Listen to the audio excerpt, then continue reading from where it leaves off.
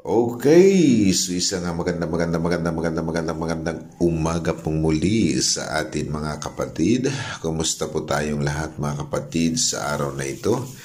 Praying and hoping po ng bawat isa po sa atin ay patuloy na taglay ang kapangyarihan ng pag-ibig, ang kapayapaan at higit sa lahat ang patuloy na pagpapala ng ating Diyos Ama sa pamamagitan ng ating patuloy na pananampalataya sa ating Panginoong Jesucristo. At nawa sa araw na ito mga kapatid ay huwag po natin na kalilimutan na pasalamatan ng ating Panginoong Diyos sapagkat kasabay ng pagsikat ng araw sa araw na ito ay kasabay din naman na tayo ay bumangon na taglay natin ang bagong hininga, ang bagong pag-asa at higit sa lahat ang bagong pagpapala na nagmumula sa ating Panginoong Diyos.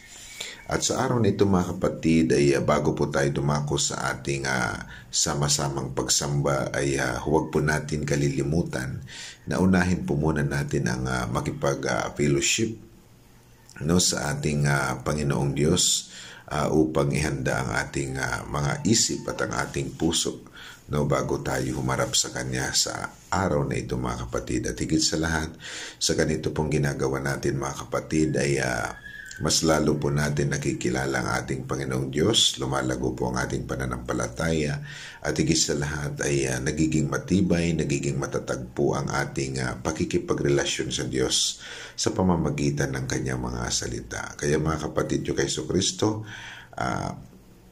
lalo na po ngayon sa panahon mga kapatid na talagang lumalaganap ang iba't ibang uri ng mga kalamidad sa buong mundo mga kapatid ay wala po tayong dapat na ipag-alala sa mga lindol, sa mga bagyo o ano pa mang uri ng mga sakuna mga kapatid kapag mayroon po tayong matibay na relasyon sa ating Panginoong Diyos. Kaya mga kapatid ko kay Jesucristo, kapag mayroon po tayong matibay na pagkakilala, malagong pananampalataya at matibay na relasyon sa ating Panginoong Diyos ay wala po tayong dapat ipag-alala sa tuwing dumarating ang bagong umaga sa ating mga buhay. Bagkus mga kapatid, lubos po tayong magtiwala sa Kanya. Amen? Dahil hindi po tayo pababayaan, hindi po tayo iiwan ng ating Panginoong Diyos, bagkus lagi nating taglay ang kapangyarihan ng Kanyang kaligtasan.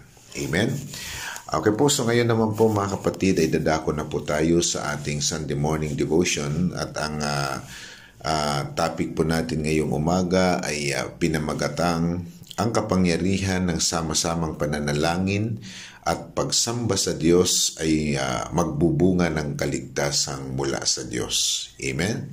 So mga kapatid, isa pong paalala sa atin, reminder po na huwag po mawawala ang bawat isa sa atin sa ating sama-samang pagsamba at pananalangin sa araw na ito mga kapatid, sapagkat ito po ay tunay nga mga kapatid na mararanasan natin ang bunga nito sa ating mga buhay. Yun po ay walang iba kundi ang tunay na kaligtasan na nagmumula sa ating Panginoong Diyos. Kaya mga kapatid ko kay Jesucristo, alam naman po natin na sa araw na ito ay mayroong bagyo na paparating sa ating bansa. Ngunit kung magkakaroon po tayo ng sama-samang pagsamba, sama-samang pananalangin, ang bagyo pong ito ay pwede pong hindi dumating sa ating bansa at pwede po itong matunaw sa pamamagitan ng kapangyarihan mga kapatid.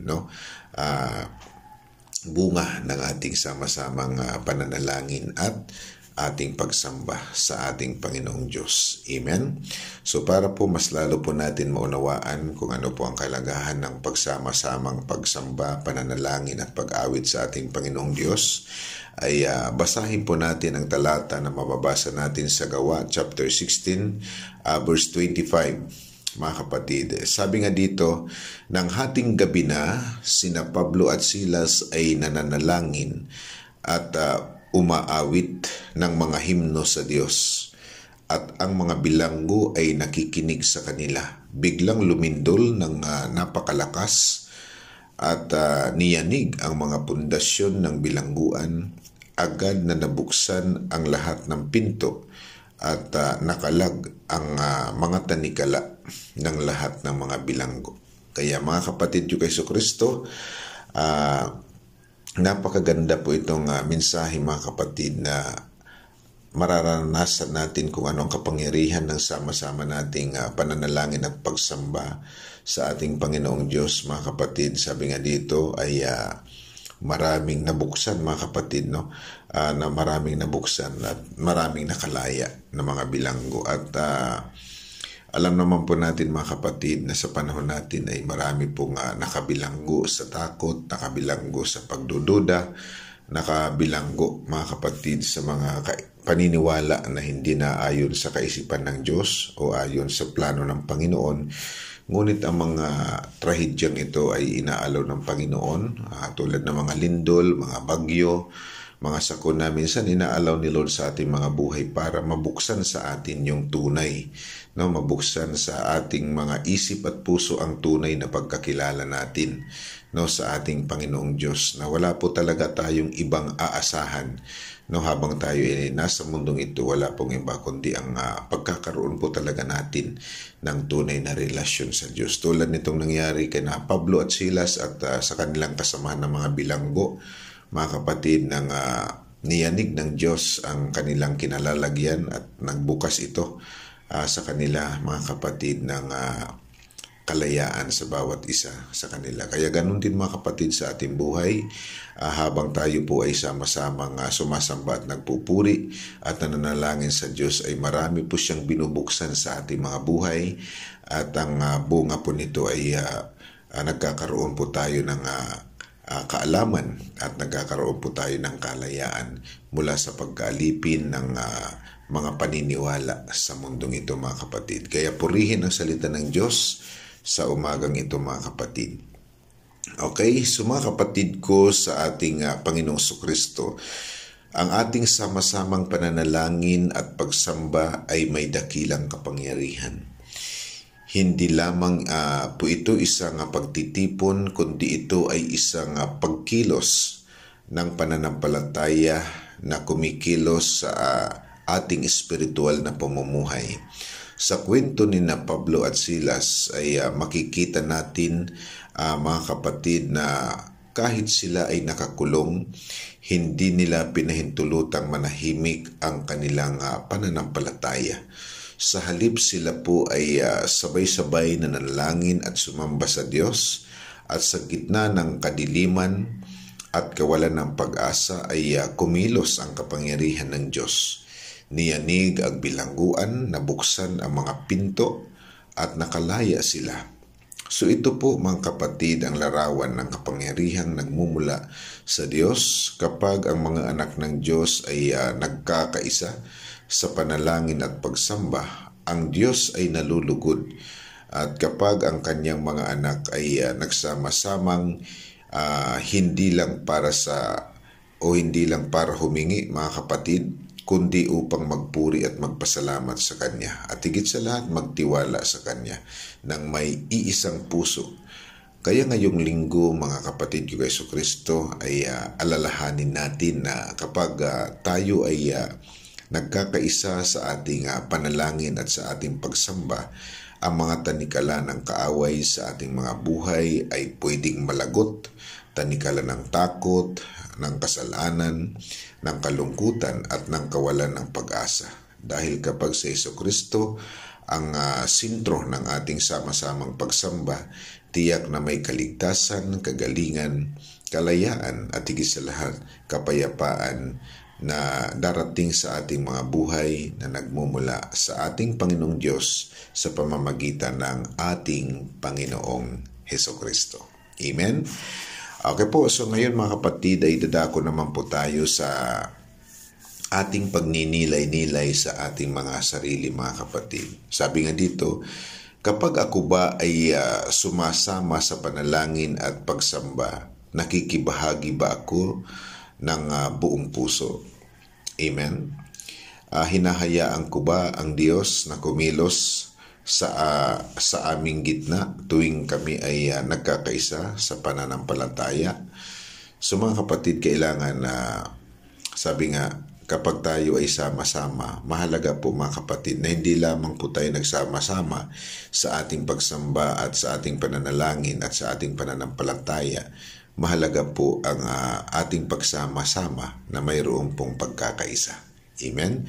Dahil ang sama-samang walang pagkakaisa ay wala pong magiging magandang bunga, pero kapag tayo po ay nagsama-sama sa ating pagsamba, pananampalataya at panalangin mga kapatid na may pagkakaisa, tiyak mga kapatid na mayroong pong magiging magandang resulta at mararanasan natin ang himala ng ating Panginoong Diyos. Amen? Okay po, so ngayon naman po mga kapatid ay dadako na po tayo sa ating panalangin. Amang Diyos na makapangyarihan sa lahat, maraming salamat po sa kapangyarihan ng sama-samang panalangin at pagsamba sa iyo. Maraming salamat din po dahil kapag kami ay nagkakaisa sa inyong dakilang pangalan, kayo po ay kumikilos at nagbibigay ng kaligtasan. Panginoong Jesucristo, patawarin po ninyo kami na kung minsan, Panginoon, ay nagiging malamig ang aming pagsamba, ang aming panalangin, Panginoong Jesucristo. Kaya ngayong araw po, Panginoon, ay pag-isahin po ninyo nawa ang aming mga puso at ang aming isipan sa aming pagpupuri, pagsamba at pananalangin at ang aming pananampalataya sa iyo. Panginoon, gamitin nyo lamang po ang aming sama-samang pagsamba at pananalangin upang ipahayag ang inyong kapangyarihan at kaligtasan sa aming mga buhay sa pamamagitan ng aming Panginoon Jesucristo. At dalangin ko rin po, Ama, na sa araw na ito ay patuloy na pakaingatan po ninyo ang buhay ng aking mga kapatiran sa apat na sulok ng daigdig. Sa mga nasa ospital, ikaw ang kagalingan. Sa mga nasa kulungan, ikaw ang kalayaan. Maging sa mga nasa lansangan, ikaw, Ama, ang kanilang proteksyon. At sa araw na ito, Ama, dinadalangin ko rin po, Ama, na ingatan po ninyo, Ama, ang buhay ng bawat isa, ang bawat pamilya sa araw na ito, at dinideklara ko sa araw na ito, Panginoon, na lagpas ang anumang uri ng bagyong ito sa aming mga buhay. Bagkus, Lord, sa araw na ito dinideklara ko na kami po ay protektado sa pamamagitan ng kapangyarihan ng pangalan mo, Ama. Kaya sa araw na ito walang magiging hadlang sa aming sama-samang pagsamba, pananalangin at pananampalataya sa iyo, Ama.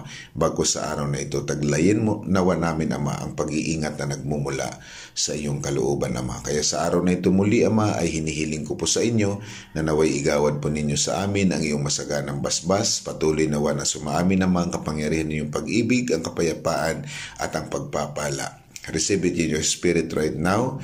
In the name of Jesus, the power and authority of the Father, of the Son, and of the Holy Spirit is upon us right now. In Jesus' name we pray. Amen. Amen. All the glory belongs to God. Hanggang sa muli, mga kapatid. God bless. God bless us all. Bye-bye.